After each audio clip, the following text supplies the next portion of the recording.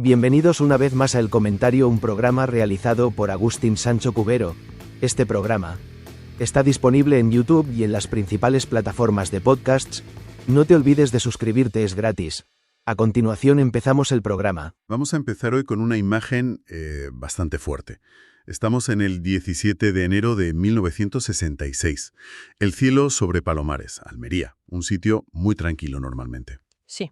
Y de repente una bola de fuego tremenda. Un bombardero B-52 de Estados Unidos, de estos que estaban en alerta nuclear constante por la Guerra Fría, choca... En pleno vuelo, ¿no? Sí, en pleno vuelo, con el avión cisterna que iba a repostarlo. Un KC-130. 7 militares americanos mueren en el acto. Una tragedia, desde luego. Y lo peor, o bueno, lo más peligroso, 4 bombas termonucleares, las MK-28, que llevaba el B-52. Caen. Uf. Por suerte, por pura suerte, ninguna explota nuclearmente. Pero 2, al chocar con el suelo, pues se rompen. Y liberan plutonio. Exacto. Plutonio radiactivo. Imagínate el revuelo.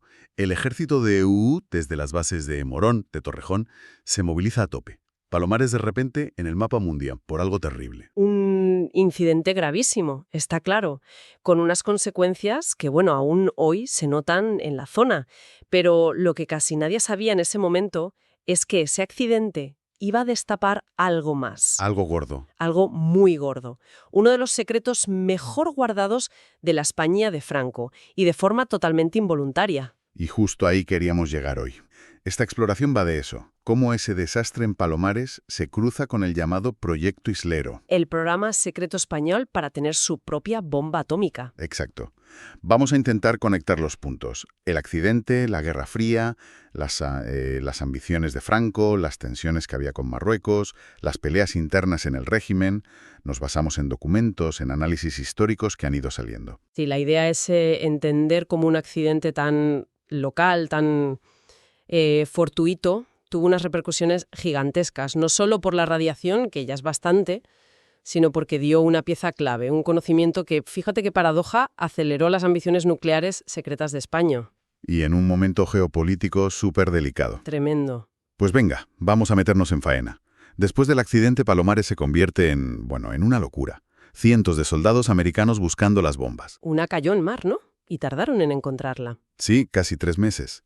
Y mientras, intentando limpiar el suelo contaminado. Una limpieza que fue, digamos, muy controvertida. Ya. Y en medio de todo ese caos, el vicepresidente del gobierno, que era el general Muñoz Grandes... Una figura clave. Mucho peso militar, político. El excomandante de la División Azul, nada menos. Pues Muñoz Grandes toma una decisión importante. Manda a Palomares un equipo de físicos de la Junta de Energía Nuclear, la JN. ¡Ah, mira! Y entre ellos iba un científico joven, Guillermo Velarde. Y Velarde, que ya trabajaba en la JN en temas nucleares, pues no va solo a mirar. Al examinar una de las zonas donde impactó una de las bombas, nota algo raro. ¿El qué? Unas piedras.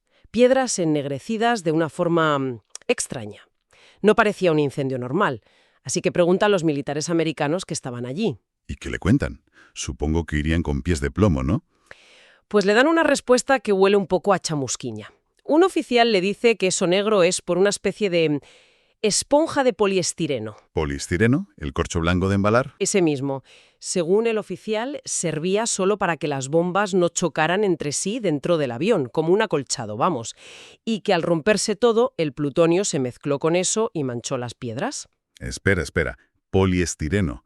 Para amortiguar bombas termonucleares en un B-52. Suena, no sé, un poco cutre, ¿no? Pues eso debió pensar Velarde, exactamente. Le sonó a una explicación muy, muy poco creíble. Ese material ahí sospechó enseguida que tenía que servir para algo más importante que hacer de cojín. Ajá. Y aquí es donde la curiosidad de Velarde y sus conocimientos convierten una simple observación en espionaje tecnológico involuntario casi. Aquí la historia pega un giro, ¿verdad? ¿Qué hace Velarde? No se llevaría las piedras al bolsillo, supongo. ¿No? Claro, no podía. Pero observa mucho, toma notas mentales, le da vueltas con lo que sabe de física nuclear. Con lo que ve, los restos y esa explicación tan rara del poliestireno. Empieza a pensar cómo podían ser esas bombas por dentro. Y llega a una conclusión que era, revolucionaria para España. Vale, esto es súper importante. ¿Qué concluye Velarde? Pues deduce que esas bombas, las MK-28, no eran como las de Hiroshima. No eran solo de fisión, eran bombas H, termonucleares, mucho más complejas y potentes, claro. ¿Bombas de hidrógeno? Eso es. Y que su diseño tenía, simplificando mucho, como dos etapas. Una primera, el primario, que sí, era una bomba de plutonio, de fisión, al explotar generaba muchísimos rayos X y energía. Y aquí entra el poliestireno. El famoso poliestireno. Venga, ¿para qué servía de verdad? Era absolutamente crucial. Para la segunda etapa, el secundario, donde estaba el combustible de la fusión nuclear, el deuterio-tritio, el poliestireno no era un cojín, era una pieza funcional básica. ¿En serio? Estaba colocado justo entre el primario y el secundario. Los rayos X del primario chocaban contra el poliestireno y lo convertían al instante en un plasma a millones de grados y a una presión brutal. Madre mía. Y ese plasma comprimía e irradiaba el secundario de forma perfecta, simétrica, calentándolo hasta las condiciones extremas que hacen falta para que empiece la fusión. Increíble. O sea que Velarde, mirando unas piedras quemadas en Almería, descifra el secreto del diseño Teller-Ulam, la base de la bomba H americana. Exacto, ese es el punto clave. El giro total e inesperado. Un accidente aéreo, una catástrofe, le acaba de dar a España, bueno, a Guillermo Velarde, el conocimiento teórico esencial para hacer el arma más bestia que existe. Algo que ni el mejor espía... Imposible conseguirlo de forma tan directa. La consecuencia era monumental. España, que ya tenía sus planes nucleares secretos, de repente consigue una validación teórica, una posible guía para hacer sus propias bombas H. Es que es alucinante la carambola. Pero claro, para entender por qué esto era tan relevante para el régimen de Franco justo entonces, hay que ver el contexto. ¿Cómo estaba España en los 60? Pues hay que recordar que España venía de un aislamiento internacional brutal después de la Segunda Guerra Mundial, fuera de la ONU, rechazada por las democracias, vamos, un estado paria. Pero la Guerra Fría lo cambió todo, ¿no? De repente, la posición de España, controlando el estrecho, con costa atlántica y mediterránea... Se volvió súper estratégica para Estados Unidos contra la URSS. Claro. El anticomunismo de Franco pasó a ser menos importante que el valor geoestratégico. Y eso llevó a los pactos de Madrid del 53 entre Franco y Eisenhower. Las bases americanas a cambio de ayuda económica y militar. Y sobre todo, el reconocimiento internacional para Franco. El líder del mundo libre le daba la mano. España empezaba a salir del agujero. Y en ese ambiente de mejora económica, con los tecnócratas y la alianza con EUE, ahí empieza a surgir la idea de tener un poder propio, ¿no? Una disuasión. Así es. Guerra Fría a tope, tensiones nuevas en la zona. La idea de autonomía estratégica cala en algunos círculos. Y aquí vuelve a aparecer Guillermo Velarde. Antes de Palomares incluso. Sí, en 1961. Velarde le propone a José María Otero Navascués, que era el presidente de la JE, almirante, una figura muy importante en ciencia y armada, le propone desarrollar la bomba atómica española. Veía que era viable y conveniente. ¿Y Otero Navascués qué dice? Menuda propuesta. Pues Otero Navascués lo piensa, ve el potencial estratégico y, sobre todo, consigue el apoyo del militar más poderoso después de Franco, Muñoz Grandes. Otra vez Muñoz Grandes. Fundamental. En 1962, Otero le dice a Velarde, luz verde, y le ponen nombre en clave, muy español, Proyecto Islero. Como el toro que mató a Manolete. Curioso nombre. Sí, quizá por lo peligroso del asunto.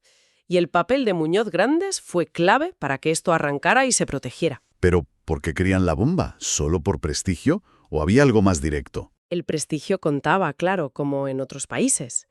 Pero la razón principal, la que movía los hilos, era militar y miraba al sur, a Marruecos. Ah, claro. Marruecos se había independizado hacía poco, en el 56, y ya empezaba a reclamar territorios españoles. Ifni, el Sáhara, incluso Ceuta y Melilla. Y ya había habido guerra en Ifni unos años antes. Entiendo.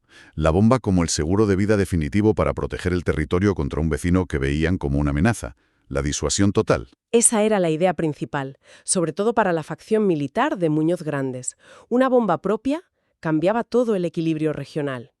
Y claro, por lo delicado del tema, Muñoz Grandes ordena que sea secreto, máximo secreto. Poca gente, incluso en el gobierno, sabía qué era exactamente el proyecto Islero. O sea que cuando pasa lo de Palomares en enero del 66, el proyecto Islero no era una idea loca. Era un programa secreto, activo, con gente trabajando. Con presupuesto, con objetivos. Y el descubrimiento de Velarde sobre la bomba H llega como un regalo caído del cielo que podía acelerarlo todo. Podría verse así, sí. Les dio un conocimiento teórico brutal, un atajo hacia un arma mucho más potente de lo que quizá pensaban al principio. Pero claro, la teoría no basta. Hacía falta el material, el plutonio. El plutonio de grado militar. Exacto. Y aquí entra otra pieza clave que se estaba montando a la vez, la central nuclear de Vandellós 1, en Tarragona. Vandellós 1. ¿Qué tenía de particular esa central? Pues que se estaba construyendo con Francia. Era un reactor de tecnología francesa, UNGG, uranio natural, grafito gas. Y lo crucial, este tipo de reactor es muy bueno produciendo plutonio como residuo. Ah, Oficialmente era para dar luz, claro, pero en los círculos del proyecto Islero la veían como la fábrica de plutonio para las futuras bombas españolas. Era indispensable. mencionas a Francia, que ya tenía su propia bomba, la Force de Frappe. ¿Qué pensaba París de que España quisiera hacer lo mismo? ¿Hubo alguna ayuda? Es interesante eso. El presidente francés era de Gaulle, que iba muy por libre de Estados Unidos, buscando el liderazgo francés y europeo. Sí, su política de grandeur. Exacto. Y de Gaulle veía bien que surgieran otras potencias nucleares en Europa occidental, aparte de Francia y Reino Unido. ¿Por qué? Pues porque crearía una defensa europea menos dependiente de EU. Entiendo, una Europa más autónoma estratégicamente. Justo. Y la colaboración en Vandellós y un reactor que podía dar plutonio militar, pues encajaba en esa visión de Gaulle. Aunque no hay pruebas de que Francia ayudara directamente al proyecto Islero, Era más una convergencia de intereses. Pero un proyecto así, aunque fuera secreto, tendría que generar roces internos, ¿no? Dentro del propio franquismo. Claro que sí. Y aquí sale la figura clave de la oposición interna, Gregorio López Bravo. Ministro de Industria, uno de los grandes tecnócratas, muchos ligados al Opus Dei. Los que modernizaban la economía la abrían. Esos. Y tenían una visión muy diferente a la de los militares como a Muñoz Grandes. López Bravo se opuso frontalmente al proyecto Islero. ¿Por qué? ¿Dinero, miedo a EU, ideología? Pues seguramente una mezcla. Intentó pararlo de varias formas. Primero, dijo que la industria nuclear debía tener mucha participación privada. Y eso chocaba con Muñoz Grandes y Otero, que querían controlarlo todo desde el Estado, a través del INI. El INI, el Instituto Nacional de Industria, el gran conglomerado de empresas públicas del franquismo. Exacto. Controlaba desde la energía hasta los coches o los barcos. Era el instrumento del Estado. Si el proyecto nuclear estaba bajo el INI, el control militar y el secreto estaban asegurados. Y eso a los tecnócratas como López Bravo, más pro empresa privada y apertura, pues no les gustaba. Una lucha de poder clara entre dos facciones. Totalmente. Entre dos modelos para España. ¿Y el segundo intento de López Bravo para parar el proyecto? Pues, según las fuentes, fue por la vía económica. Le presentó a Franco informes diciendo que el proyecto Islero costaba una barbaridad, que era imposible para España pagarlo, que quitaría dinero de otras cosas. ¿Y era verdad? Pues esas mismas fuentes dicen que no, que las cifras estaban hinchadas, manipuladas a propósito, para asustar a Franco con el gasto y que lo cancelara. Madre mía, guerra socia en las alturas con informes falsos. ¿Y quién ganó la batalla? El momento clave llega, fíjate, también en 1966, poco después de Palomares y del descubrimiento de Velarde. Muñoz Grandes ve que el proyecto peligra por culpa de López Bravo, pero a la vez se siente más fuerte por el hallazgo de Velarde. Tenía la clave de la bomba H en la mano, teóricamente. Exacto. Así que decide jugársela. Pide una reunión con Franco y va con Guillermo Velarde. El objetivo, explicarle a Franco por qué era vital seguir, ahora que además sabían cómo hacer la bomba H. El momento de la verdad. El militar y el científico ante Franco. ¿Le convencen? Pues no. Para sorpresa y decepción total de Muñoz Grandes y Velarde, Franco les escucha, sí, pero les dice que no, que el proyecto Islero se cancela. Cancelado. ¿Pero si acababan de conseguir el cómo? ¿Por qué? ¿Qué razón dio Franco después de tanto secretismo, tanta inversión? La razón principal que dio fue el miedo a Estados Unidos. Al régimen le había costado mucho salir del aislamiento, conseguir la alianza con Washington. Y Franco temía que si los americanos se enteraban de que España hacía armas nucleares en secreto y se iban a enterar tarde o temprano, la reacción sería brutal. Sanciones, cortar la ayuda. Sanciones económicas bestiales, fin de la ayuda militar, una presión política que podía hacer caer al régimen. El miedo a enfalar al gran aliado americano pudo más que el sueño de la bomba propia. Qué ironía, ¿no? Querían la bomba para ser independientes, pero la dependencia de su aliado les impidió tenerla. Esa es la gran paradoja. Para países como España en la Guerra Fría, atrapados entre los bloques, la presión de Estados Unidos, o solo el miedo a esa presión, bastó para parar el proyecto nuclear militar español. Dicen que Muñoz Grandes salió hundido de esa reunión. Veía cómo se iba su sueño de una España fuerte y autónoma. Y mientras pasaba todo esto en los despachos, en Palomares el problema seguía ahí, claro, la contaminación. Por supuesto. Cancelar el proyecto secreto no limpió el suelo. Estados Unidos montó una operación enorme de limpieza. Se llevaron toneladas de tierra a Carolina del Sur. Pero fue incompleta, polémica. Y luego vino el famoso baño de Fraga. Exacto. Para calmar los ánimos, el ministro de Información y Turismo, Manuel Fraga, se bañó en Palomares con el embajador americano en marzo del 66, para decir que no había peligro.